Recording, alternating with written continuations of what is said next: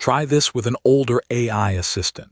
You hand it a photo of a dog and you say, change just the collar to red and keep everything else exactly the same. And it can't. It gives you a brand new dog in a new pose on a new background wearing a red collar. Everything else changed too. For years this drove people up the wall, and the reason why is the whole story of this episode. Inside that old assistant there were two separate brains. One brain read your sentence and understood it. The cat is here, the dog is there, the collar is blue. But that brain could not draw, so when you asked for a picture it did something almost comic. It picked up a phone, called a completely different program, a separate image model, read it a fresh text description down the wire, and pasted back whatever that other program sent. Two brains, a wire between them. The thing that understood everything else was never the thing holding the pen, so of course it couldn't keep everything else. It was describing the dog to a stranger and hoping. Now watch what changed. In 2026, the thing that understands your sentence and the thing that paints the picture are the same thing. One mind, one pen. And that single merge is why these models suddenly render the word sale legibly on a poster, follow a 5-part instruction, and yes, finally change just the collar. By the end of this, you will see exactly how one model came to speak in pictures and sound, not just words, and the one deep reason it was so hard to pull off. Quick bridge back because we built half of this already. Way back in the first season we showed how an AI sees and hears.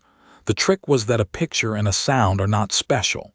You chop a photo into a grid of little patches. You slice a sound into little time slices, and each piece becomes a point in the very same space of meaning that words live in. Then the same attention machinery reads all of them together. One shared space, many senses, all flowing in. That was understanding. Inputs of every kind turned into tokens the model reads. And we ended that episode with a teaser that the same machine pointed the other way can create as well as understand. This episode is that other direction in full. Before, tokens flowed in and the model read them. Now the model is going to produce them, predicting image tokens and sound tokens of its own and turning them back into pixels and waveforms. Same shared space. Opposite direction. Understanding was tokens coming in. Generation is tokens going out. Everything that follows is what it takes to make that one sentence real. So how does one model produce a picture when all it ever really does is predict the next token? You already know the loop. It is autocomplete, the very first idea in this whole course. Look at everything so far, predict the next piece, add it, repeat. Generation is that exact loop, simply pointed outward to emit instead of just to read. Here is the move that makes it click. The model writes one single stream, and that stream is allowed to mix kinds of token. It can write a few word tokens, then a special marker that says image begins here, then a run of image tokens, then a marker image ends, maybe later a marker for sound and a run of sound tokens. To the model it is all just one long sequence, and at every step it does the one thing it knows how to do. Predict the next token in the stream, whatever flavor it happens to be. The clearest proof this is enough came from a research model that did nothing fancy at all. It put text, images, and even video into one shared vocabulary of tokens, trained a single transformer to do nothing but predict the next token, and it generated high-quality images and video anyway. Its paper title was a thesis statement. Next token prediction is all you need. One stream, one machine, many kinds of output. That is the foundation. Everything hard about this comes next. Here is the deep idea. The one thing that makes this episode different from the seeing and hearing one, and the reason building a single model for both was genuinely hard. Turning an image into tokens sounds like one job. It is secretly two jobs that pull in opposite directions. Think about what you want the tokens to capture, and notice it depends entirely on what you are about to do with them. If you only need to understand a picture to answer is there a dog, what breed, does it look happy, then you want tokens that capture meaning.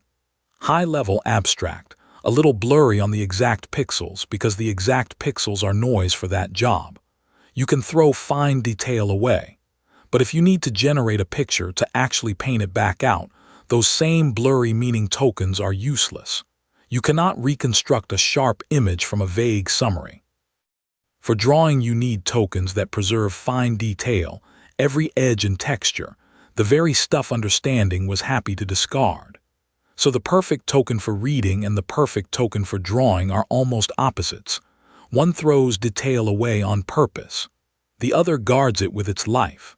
Force a single tokenizer to serve both and you are stuck. You sacrifice your understanding to draw well, or you sacrifice your drawing to understand well. That tension, reading versus drawing, is the wall the whole field spent 2 years climbing. The fix is the most important sentence in this episode, so hold on to it. A unified model does not mean one tokenizer. It means one shared mind, with separate eyes for reading and separate hands for drawing. The transformer in the middle, the part that actually thinks, is shared. But the part that turns pixels into tokens is split in two. One pathway, a semantic encoder, gives the model abstract meaning tokens for understanding. A second pathway, a detail-preserving encoder, gives it fine-grained tokens for generation. Same image, two different ways of reading it in, feeding one common mind. A research model from DeepSeek named this problem out loud and fixed it exactly this way, by decoupling the visual encoding into two pathways while keeping one transformer doing all the thinking. And a model from Apple pushed it to a clean resolution. One shared vision encoder, feeding two small adapters, one producing continuous meaning embeddings for understanding, the other producing discrete tokens for generation, both landing in one common space, with a single transformer predicting across all of it. Its headline finding is the punchline of this whole area. With the eyes and hands separated, the conflict nearly vanishes, and the model just gets better as you scale it up, the way a language model does. So the conflict was never a law of nature. It was an architecture problem. Share the mind, separate the senses. That is the recipe. Now, once the model has predicted its image tokens, how do those tokens actually become pixels? This is where you should resist attempting oversimplification, because there is no single answer. There is a spectrum, and the honest move is to name where each model sits instead of pretending they all work alike. At one end, the all-in-one approach. Images become discrete tokens from a fixed vocabulary, exactly like words, and one transformer predicts them with one loss for everything. Simplest, most language-like, scales beautifully. The cost is that squeezing an image into a small fixed vocabulary caps how fine the detail can get. In the middle, the hybrid that powers a lot of what you actually use. The transformer predicts image tokens autoregressively, giving it all that language model knowledge and control. But then a small diffusion model, the kind we spent this season on, takes those tokens and paints the final pixels, giving back the fidelity the discrete vocabulary lost. Best of both.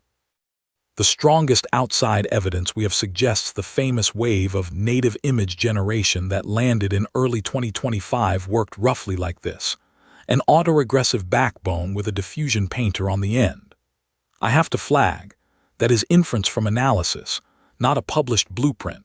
The exact internals were never disclosed. And by late 2025, newer versions went the other way, openly generating images as tokens on the very same transformer that writes text. So even within one company, the recipe moved. The point to carry is the shape, not any one product. A backbone that plans in tokens, and a decoder, discrete or diffusion, that turns the plan into pixels. And here is the beautiful part. None of this stops at images. Swap the output decoder and the exact same machine speaks. Picture a model that reasons in the shared stream and emits a run of tokens, but this time they are sound tokens, little pieces of speech. Hand that run to a vocoder, a decoder that turns sound tokens back into a waveform, and the model talks. One open research model does this with a lovely two-part design people nicknamed the thinker and the talker. The thinker does the reasoning and lays out what to say. The talker auto-regressively predicts the actual speech tokens, one after another, streamed to a vocoder fast enough to start speaking in a fraction of a second. Text and images and video go in, text and a real generated voice come out, all from one model. Another routes each kind of media to its own specialist inside, and generates both speech and images from the same brain. Now feel the symmetry, because this is the whole episode in one line. Back in the understanding episode, every kind of input got its own encoder, but they all fed one shared mind. Generation is the perfect mirror. One shared mind emits a stream of tokens, and every kind of output gets its own decoder.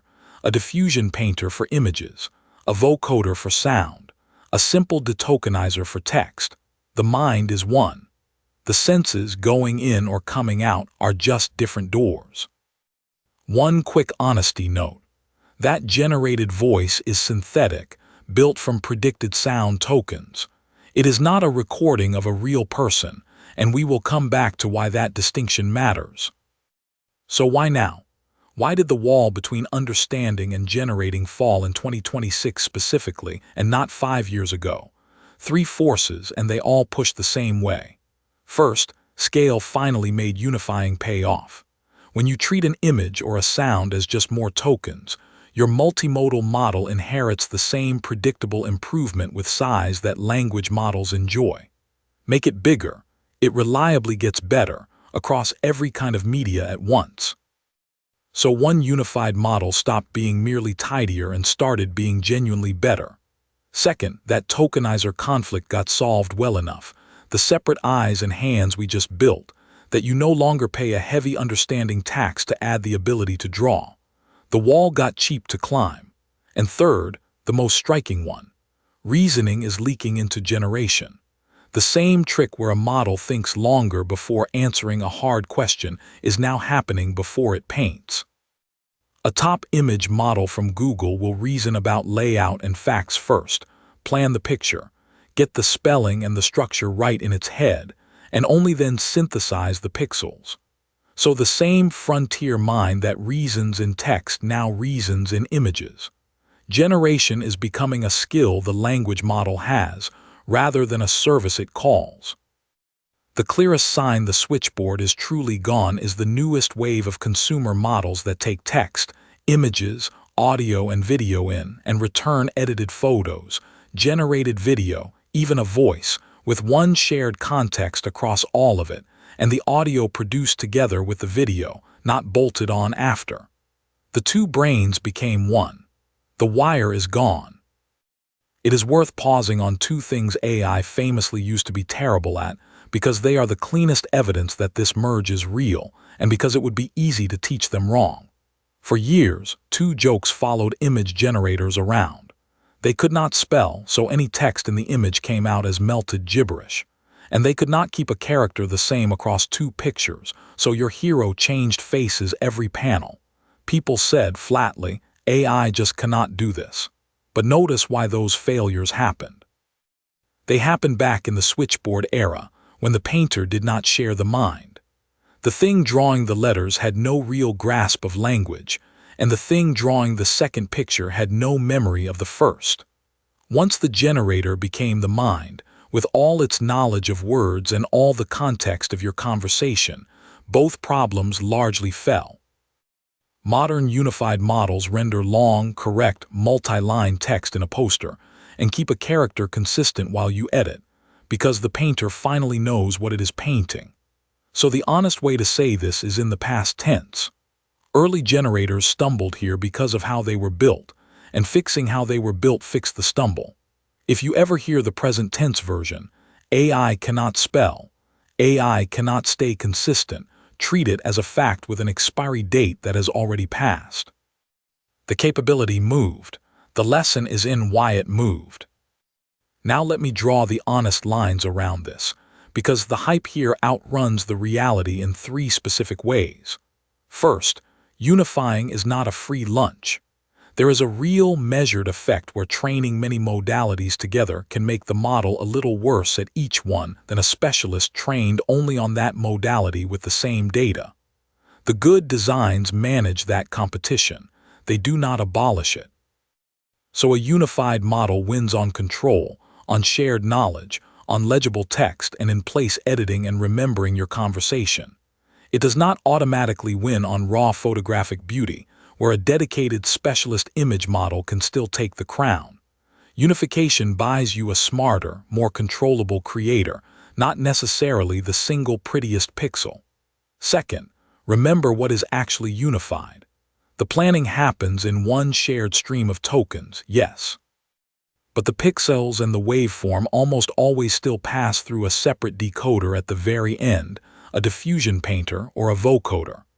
The one mind is real, but it usually hands the final synthesis to a specialist. And third, the names. Every model I have mentioned is a snapshot from mid-2026, and a faster, sharper one ships in weeks. Several of the flagship products do not publish how they work, so when I say a given one is autoregressive, or a hybrid, or uses a diffusion decoder, I mean the best available evidence, sometimes outside analysis, not a confirmed blueprint. Treat the names as placeholders for a category, and treat any claim about a closed model's internals as a careful guess, clearly labeled as one. So step back and look at the shape of it. We started with a frustrated user who could not change a collar, and we found the reason. Two separate brains and a wire between them, one that understood and one that drew, never the same one. Then we watched them merge into a single mind that emits one stream of tokens, words and image pieces and sound pieces all in one sequence, and hands each kind to its own painter or vocoder at the very end. The thing that made it hard was beautiful and specific. The way you read an image is the opposite of the way you draw one, so a unified model needs separate eyes for reading and separate hands for drawing, around one shared mind. And the thing that made it finally work was scale, a solved tokenizer conflict, and reasoning leaking into the act of creation. This is the exact mirror of where this all began. In the understanding episode, every kind of input found its own door into one shared mind. Here, one shared mind finds a door out into every kind of output. Same idea, both directions. One model that can read the world and remake it, which is an extraordinary power, and the next episode is about what happens when you stop driving that one model by hand and start wrapping it in something that plans and iterates on its own. But hold one thing close as we go. The same machine that can generate a friendly voice can generate anyone's voice, and a convincing video of a real person. We teach how this works so you can recognize it and defend against it, never to misuse it, and the bright line always is consent. One mind, many kinds of output, in and out. That is how AI creates across every sense at once.